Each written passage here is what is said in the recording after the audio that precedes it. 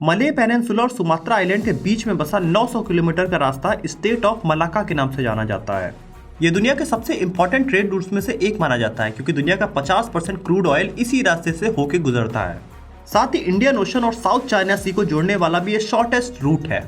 इस रास्ते से भारत को आने वाला कोई भी सामान या तो सिंगापुर पोर्ट या फिर कोलंबो पोर्ट पे रोका जाता है और फिर इंडियन शिप्स वहां जाके सामान को पिक कर लेती हैं, क्योंकि इंडिया के पास कोई भी ट्रांसशिपमेंट पोर्ट नहीं है। ट्रांसशिपमेंट पोर्ट वही होता है जहाँ पे बड़ी शिप्स आके रुका करती हैं, जिन्हें मदर शिप्स भी कहा जाता है, जिसका वेट इतना ज्यादा होता है कि वो किसी नॉर्मल जगह पे नहीं रोकी जा सकती है और इसको रुकने के लिए कम से कम वाटर की डेप्थ 15 मीटर होनी चाहिए। और भारत तक कोई भी पोर्ट ऐसी सर्विस नहीं प्रोवाइड करता है नेचुरली, जिस वजह से इंडिया के पास कोई भी ट्रांसशिपमेंट पोर्ट नहीं है और इंडिया को दूसरे पोर्ट्स पे डिपेंडेंट रहना होता है। इस वजह से इंडिया को आने वाला कोई भी सामान का शिपिंग कॉस्ट ऑटोमेटिकली बढ़ जाता है, क्योंकि उसको पहले दूसरे कंट्री के पोर्ट पे उतारना पड़ता है और फिर वो इंडिया तक लाई जाती है। अब यहाँ पे कॉस्ट भी काफी बढ़ जाता है और इसमें समय भी डबल लग जाता है और पेमेंट सीधा फॉरेन करेंसी में होता है, जिसका सीधा असर कंट्री के फॉरेन रिजर्व पे पड़ता है। और यही आते हैं गौतम अदानी, जिन्होंने इस प्रॉब्लम को बखूबी समझा और उन्होंने केरला से करीब 15 किलोमीटर दूर बसे विजिंगम पोर्ट पर करीब 20,000 करोड़ रुपए इन्वेस्ट किया है। इस पोर्ट की सबसे बड़ी खासियत है कि ये इंडिया का इकलौता पोर्ट है जो करीब 18 से 20 मीटर का नेचुरल डेप्थ प्रोवाइड करता है, जो कि ट्रांसशिपमेंट के लिए एक आइडियल सिनेरियो बन जाता है। अब जिस तरह से कोलंबो और सिंगापुर पोर्ट एक ट्रांसशिपमेंट सर्विस प्रोवाइड करती है, उसी तरीके से विजिंगम पोर्ट भी ये सेम सर्विस प्रोवाइड कर सकती है। इससे न ही सिर्फ इम्पोर्ट कॉस्ट और टाइम कम होगा, बल्कि अब विजिंगम पोर्ट एक ट्रांसशिपमेंट पोर्ट की तरह काम करेगा, जहाँ पे इंडियन सब कॉन्टिनेंट से गुजरती कोई भी शिप यहाँ पे आके रुक सकती है। और गौतम अदानी की कंपनी इसके लिए एक बड़ा रेंट चार्ज कर सकती है हमेशा, जो कि फ्यूचर में आने वाली एक हजारों करोड़ की अपॉर्चुनिटी गौतम अदानी के लिए बनने वाली है। लेकिन दोस्तों, मैं आपको मई 2022 में पहले एक बार लेके चलना चाहता हूँ। फ्राइडे 13 मई 2022 को अदानी ग्रुप ने अपने रेगुलेटरी फाइलिंग में बताया कि वो क्विंटिलियन बिजनेस मीडिया का 49% स्टेक खरीद रही है। ये कंपनी बिजनेस प्रिंट नाम का एक फेमस बिजनेस न्यूज पब्लिकेशन चलाती है। इसके 2 दिन बाद अदानी ग्रुप ने होलसेल सीमेंट का इंडिया का बिजनेस करीब $10.5 बिलियन में एक्वायर कर लिया और ये एक्वायर करते ही अदानी ग्रुप इंडिया की दूसरी सबसे बड़ी सीमेंट मैन्युफैक्चरर बन जाती है। और दोस्तों, यही रहे इसके 3 दिन बाद अदानी ग्रुप एक नए सेक्टर में था, जो कि था हेल्थ केयर। अदानी ग्रुप ने अपनी सब्सिडरी अदानी हेल्थ वेंचर्स बनाई। सिर्फ 1 हफ्ते के अंदर अदानी ग्रुप 3 नए सेक्टर्स में एंट्री करती है। आपको लग रहा होगा कि अदानी ग्रुप के लिए कोई एक्सेप्शनल वीक था, लेकिन दोस्तों ऐसा कुछ नहीं था। पिछले कुछ सालों से अदानी ग्रुप ऐसे ही अपने ग्रोथ रेट से चल रही है। ढेरों कंपनियां खरीदी जा रही हैं, फंड रेज किए जा रहे हैं और हमारे आंखों के सामने देखते ही देखते अदानी एशिया के रिचेस्ट इंसान बन जाते हैं और वो वर्ल्ड के दूसरे रिचेस्ट तक भी पहुंचते हैं। पास्ट में देखें तो इंडिया में किसी भी कंपनी ने अगर इतना अचीव किया है तो या तो उसे 20 से 30 साल लगे हैं या फिर कई जनरेशन ऑफ फैमिलीज ने उस पर काम किया है, तब जाकर उन्होंने इतना वेल्थ जनरेट किया है। बट अदानी एक्सेप्शन है। अदानी ग्रुप पिछले कुछ सालों में इंडिया के सबसे पावरफुल कंपनीज में से एक निकल के आई है और इनकी ग्रोथ रेट अगर देखें तो इन्होंने ग्रोथ में टाटास और अंबानीज को भी पीछे छोड़ दिया है। अब दोस्तों, अदानी ग्रुप कैसे इतना जल्दी ग्रो कर गया, इसको बताने के 2 तरीके हैं।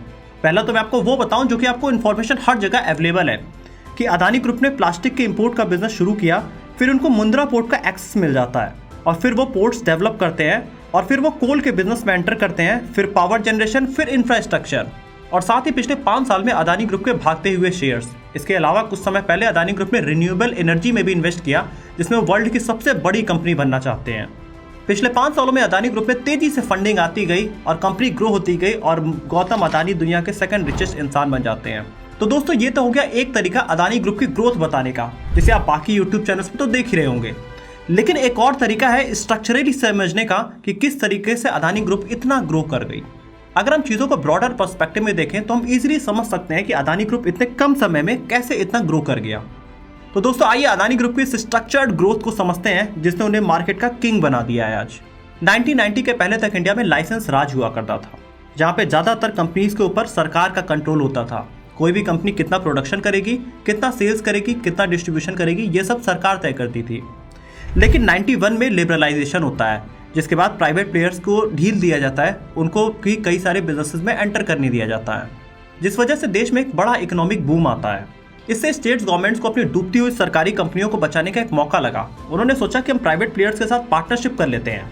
जैसे कि अभी तक सरकार कंपनियों को चला रही थी, लेकिन अब उन्होंने कंपनियों को प्राइवेट प्लेयर को चलाने को दे दिया और उन्होंने रेवेन्यू शेयर करना शुरू कर दिया, जिस वजह से सरकार को लगा कि प्राइवेट कंपनियां एफिशिएंसी के साथ ज़्यादा प्रॉफिट निकाल सकती हैं और ज़्यादातर प्राइवेट पब्लिक पार्टनरशिप होना इंडिया में शुरू हो गया।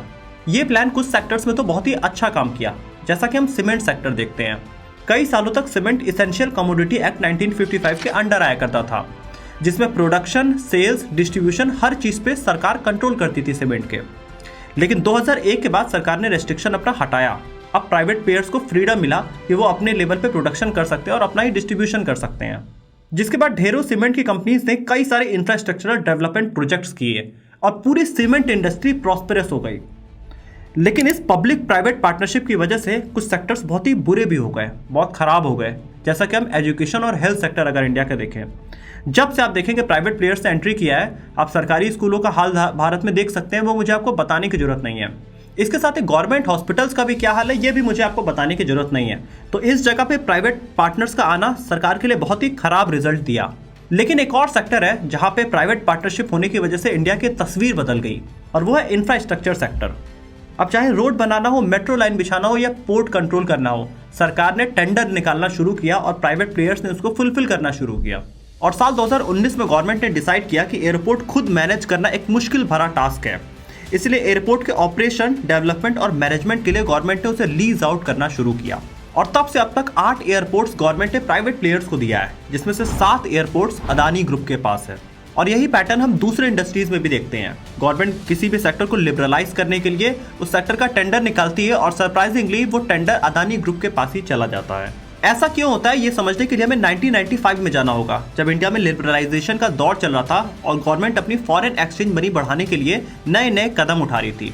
और इसी में गवर्नमेंट ने सोचा कि हम पोर्ट्स को भी प्राइवेट कर दें, जिस वजह से और नए फॉरेन एक्सचेंज मनी आ सकते हैं। और इत्तेफाक से गौतम अडानी को मुंद्रा पोर्ट का फुल एक्सेस मिल जाता है उस समय। ये वो दौर था जब भारत में नई नई कंपनियां खुल रही थी और वो सभी अपने रॉ मटेरियल्स बाहर से इंपोर्ट कर रही थी, जिसके लिए उन सभी को पोर्ट्स का सहारा लेना हो रहा था। लेकिन उन दिनों सरकारी पोर्ट्स के थ्रू ही सारा इंपोर्ट एक्सपोर्ट किया जाता था, जिनमें 3 सबसे बड़ी प्रॉब्लम्स थी। किसी भी कंपनी को अपना प्रोडक्ट इंपोर्ट या एक्सपोर्ट करने के लिए 3 बेसिक चीजों की जरूरत होती है। एक वेल कनेक्टेड रेल नेटवर्क, अच्छी क्वालिटी का रोड और मेजर इंडस्ट्रियल हब से कनेक्टिविटी। लेकिन उन दिनों सभी सरकारी पोर्ट्स में ये सारी फैसिलिटीज लैक किया करती थी, जिस वजह से जब भी कोई प्रोडक्ट एक जगह से दूसरी जगह ट्रांसफर होता था तो उसमें या तो डैमेज आ जाता था या वो काफी डिले हो जाता था। एक बार गुड्स पोर्ट तक आ गया तो उसको इंपोर्ट या एक्सपोर्ट करने में जितना टाइम लगता है उसे टर्न अराउंड टाइम बोला करते हैं। और उन दिनों सरकारी पोर्ट्स को करीब 4 दिन लग जाया करते थे एक सामान एक जगह से दूसरी जगह तक एक्सपोर्ट करने में, जो कि काफी ज्यादा डिले और हैसल से भरा हुआ होता था, जिस वजह से कंपनीज को काफी नुकसान हो जाता था। और तीसरी जो बड़ी प्रॉब्लम थी वो गवर्नमेंट रेगुलेशन थे। जैसे कि सरकारी कंपनियां भारत में काम किया करती हैं कि वो एक चीज से दूसरी चीज में बदलने में कई साल ले लिया करती हैं। जैसे कि BSNL का एग्जांपल हम जानते ही हैं कि कंपनी अपने आप को इनोवेट नहीं करती है, और यही काम इंडिया के पोर्ट्स भी कर रहे थे।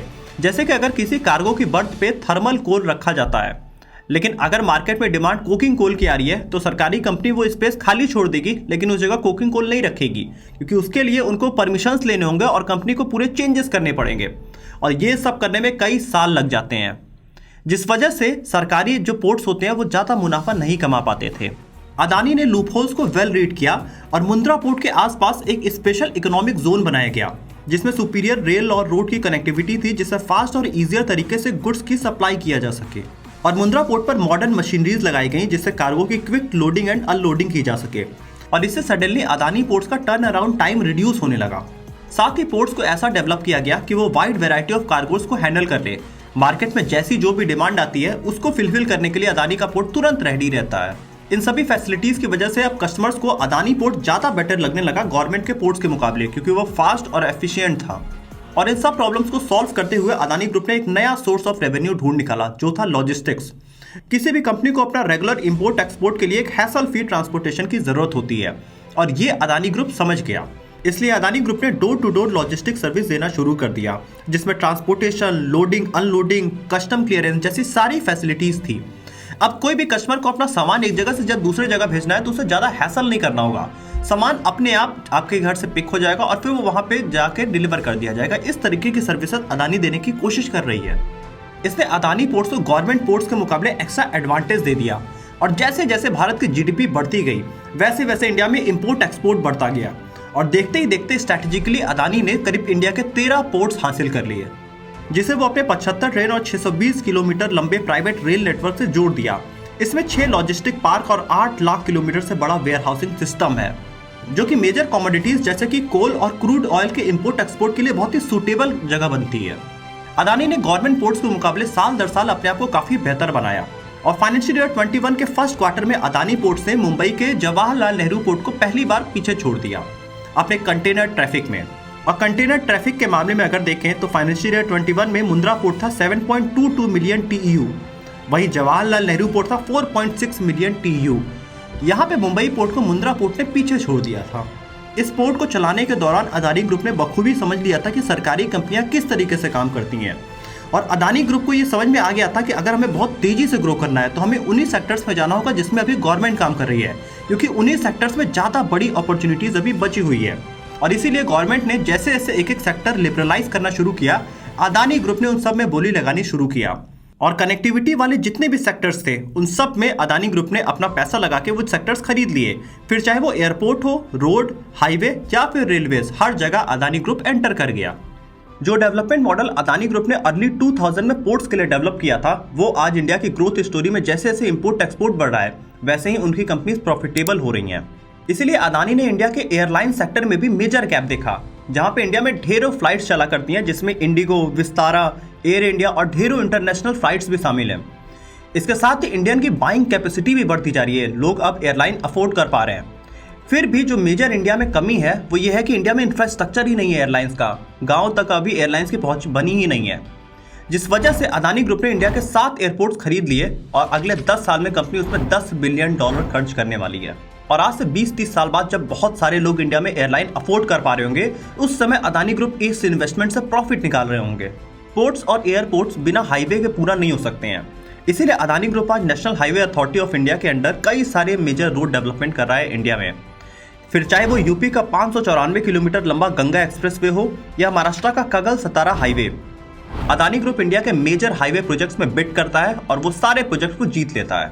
और यही नहीं, हाईवेज के अलावा अदानी ग्रुप रेल नेटवर्क बनाने पे भी काफी फोकस कर रहा है, जहां पे उन्होंने करीब 690 किलोमीटर लंबा रेल नेटवर्क बनाया है सरगुजा, मुंद्रा, कुछ जैसे कई सारे इंपॉर्टेंट जगहों पे, और 2025 तक इसे बढ़ा के 2000 किलोमीटर लंबा रेल नेटवर्क पहुंचाना चाहते हैं। इंडिया में पोर्ट्स, एयरपोर्ट्स, हाईवे और रेल नेटवर्क इंडिया के अगले 100 साल की ग्रोथ में सबसे बड़े पिलर साबित होंगे और इन चारों सेक्टर्स में अदानी ग्रुप ही काम कर रहा है। और सिर्फ इतना ही नहीं, इन सब चीज़ों को डेवलप करने के लिए सबसे जरूरी होता है सीमेंट, और सीमेंट भी अदानी ग्रुप मैन्युफैक्चर कर रहा है। तो हर तरफ से इनके लिए एक विन विन सिचुएशन है।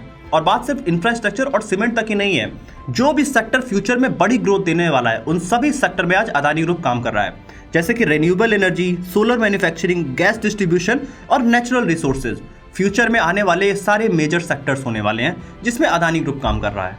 लेकिन बड़ा सवाल यह है कि ये सारे सेक्टर्स हाई कैपिटल इंटेंसिव है, तो अदानी ग्रुप इन सभी के लिए पैसे कहां से लेके आता है?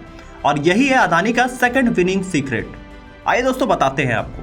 तो इस लिमिटलेस कैपिटल को जुटाने के लिए अदानी ग्रुप लोकल बैंक से लेकर फॉरेन इन्वेस्टर तक जाकर डेप्ट फंडिंग रेज करता है। बट आज ये कर्ज इतने बड़े हो चुके हैं कि कई बार इनके ऊपर सवाल भी उठाया जा चुका है। जैसे कि 2012 में क्रेडिट सुइस की एक रिपोर्ट आई थी जिसका नाम था हाउस ऑफ डेब्ट, जिसमें इंडिया के टॉप 10 सबसे ज्यादा कर्ज में दबे बिजनेसेस के बारे में बात की गई थी और उसमें अदानी ग्रुप भी एक था। लेकिन अगर हम उसके बाद का सिनेरियो देखें तो इस रिपोर्ट से कोई भी फर्क मार्केट में पड़ा ही नहीं कभी, और इनके इन्वेस्टर्स पर तो बिल्कुल भी नहीं। अदानी ग्रुप लगातार डेट फाइनेंसिंग के थ्रू अपना एक सेक्टर ग्रो करता है और फिर नया डेट लेके दूसरे सेक्टर में एंटर कर जाता है। यही पैटर्न है उनके ग्रोथ का। अगर आज अदानी ग्रुप पे हम नेट डेब्ट देखें तो 2013 में ये 94,770 करोड़ था और फाइनेंशियल ईयर 24 में ये 14% एनुअल ग्रोथ रेट के साथ 1,81,604 करोड़ रुपए हो चुका है, जिसमें मेजर कर्ज से आया हुआ पैसा देखें तो 36% डोमेस्टिक बैंक्स ने दिए हैं, 26% ग्लोबल बैंक्स ने और करीब 29% ग्लोबल कैपिटल मार्केट से उन्होंने उठाया है। वहीं अदानी ग्रीन इनकी सबसे ज्यादा कर्ज में दबी हुई कंपनी है। अदानी ग्रुप गहरे कर्ज में दबी हुई है, फिर भी आज उनके इन्वेस्टर्स उनके ऊपर फंड करने को हमेशा रेडी हैं। अब बड़ा सवाल ये उठता है कि इन आए हुए पैसों का अदानी करता क्या है? तो यही है उनका थर्ड विनिंग सीक्रेट।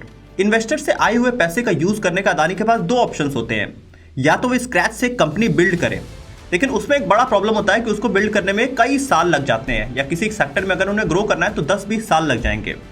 तो अदानी ग्रुप ऑप्शन 2 चूज करता है, जो भी मार्केट में उस सेक्टर में अच्छी कंपनी हो उसको एक्वायर कर लो।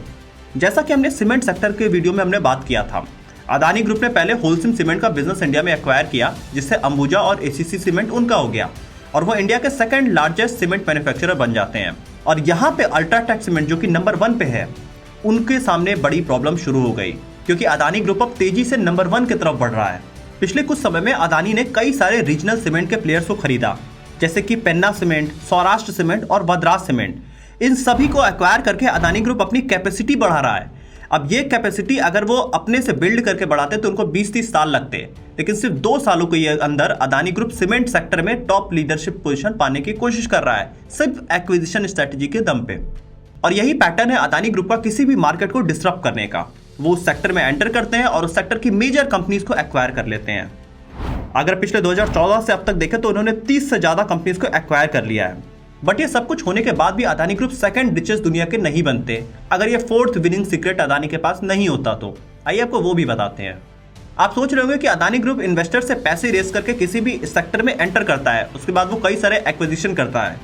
लेकिन ये भी एक सवाल आपके मन में आ रहा होगा कि एक्विजिशन के बाद ये कंपनी प्रॉफिट कितना कमाती है। आइए आपको वो भी दिखाते हैं। पोर्ट, इंफ्रास्ट्रक्चर, पावर और एनर्जी जैसे सेक्टर्स में काम कर रही अदानी ग्रुप का लास्ट ईयर का प्रॉफिट मार्जिन करीब 42,396 करोड़ था, जो कि पिछले साल से 65% ज्यादा था।